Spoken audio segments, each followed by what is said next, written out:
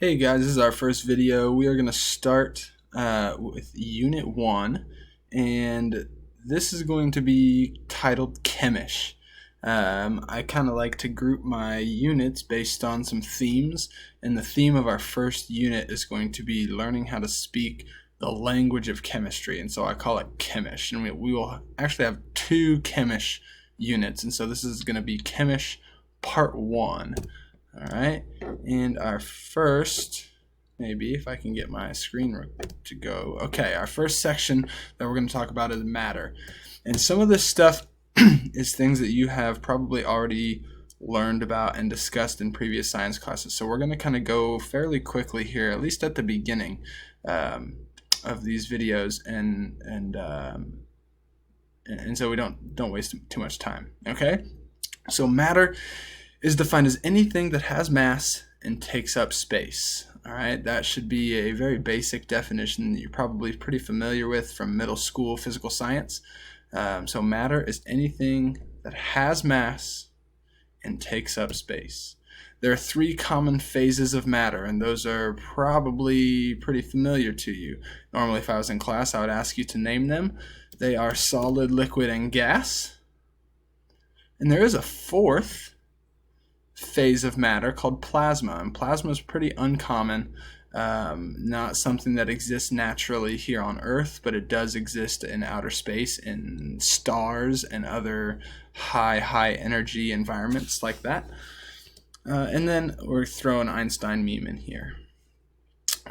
The more you get to know me, the more you know I like my Einstein and science memes. Okay, let's talk about solids, liquids, and gases here.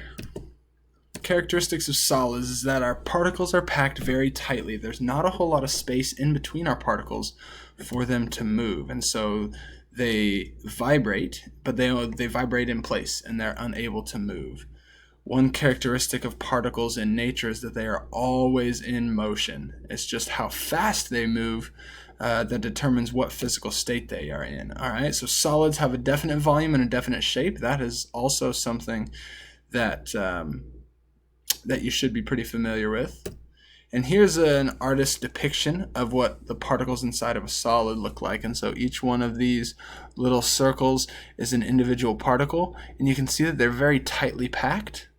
But these little, motion bars, if you're into art at all, those indicate a little bit of motion.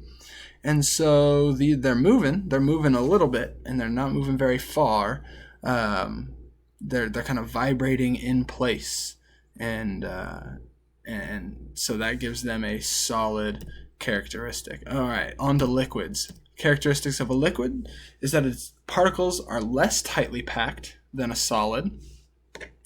All right, they vibrate, and when they move, they can move past each other a little bit. This gives a liquid the ability to flow. And if you think about water versus ice, the particles in water are moving faster. That's why it's warmer. We'll talk about temperature later on, but temperature is a direct relation to motion and particle movement. And so the faster the particles are moving, the warmer that substance will feel, and that holds true with ice and water. Liquids have a definite volume but not a definite shape. And here's an artist's depiction of a liquid. And again, we have our particles, but now they're kind of moving all around each other. All right, and so these particles are a little bit more free to move. They're not yet going to escape, so we don't have particles leaving the substance yet, but they're going to be moving around each other a little bit more, and that gives the ability for a particle, or for a substance, a liquid, to flow. All right. And then on to gases. Gases are very spread out. They're very loosely packed. And if you think about, ice versus liquid water versus water vapor, and water vapor is in the air around us as we breathe, those particles go from very tightly packed with ice to kind of loosely packed with liquid water to very not very packed with water vapor. And gases have random rapid movement of particles. If you think about how much energy it takes to go from a liquid sample of water to a gaseous sample of water, we have to input a lot of heat. And so we increase the speed and the motion of those particles.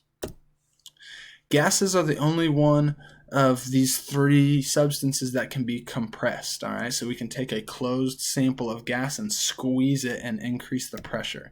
So gases don't have a definite volume, since we can make them compressed, and they don't have a definite shape. They take the shape of whatever container they are in. All right, and so here's an artist's depiction of a gas, and you see these particles are moving all over the place very fast, and not really held together in any sort of way. All right, a question for you, and I'm going to pop this question up. If you need time to write down your answer, you can pause the video if you need to. I want you to tell me what fills in the space between particles. Think about it here for a sec. You can pause your video. What fills in the space between particles? All right, hopefully you've written an answer down. And the answer is nothing. If we talk about particles, let's just say that these are gas particles right here. And so these molecules are moving through the air at different speeds, different directions, okay? But a lot of times we think of air as empty space, and we think of it as kind of nothingness. But actually, air is filled up with these particles. All right, and it's these particles that make up gas in the air around us that we breathe. And in between these particles, this space in here is actually filled in with nothing. It's empty space. And that's why we call outer space space, is because it doesn't even have these gas molecules. All right? Most of outer space is just this blank, empty nothingness that's here. So that's why we call it space. So the answer to the question, what fills in the space between particles, is nothing. I want you guys to sketch this real quick. You can pause the video, sketch this diagram, and this label right up here, this increasing energy, is really important. All right, we're going to talk about energy and particle energy as we go throughout the year. But as we go from a solid to a liquid to a gas, we increase the energy within that system. And even from a gas to a sample of plasma, we would definitely be increasing in energy. Okay, so pause the video and sketch this for me real quick. Okay, on to state changes. This is another sketch I want you to put in your notes. And again, these sketches don't have to be perfect. They just need to be able for you to read them and know what they're saying. So this is a phase change sketch, a little image talking about going from a solid to a liquid to a gas and back. And there is one error in this diagram, and I want to see if you guys can catch it. So pause the video, sketch this out, but keep your eyes out for one error, and then when you come back, I'll let you know what it is and see if you were right.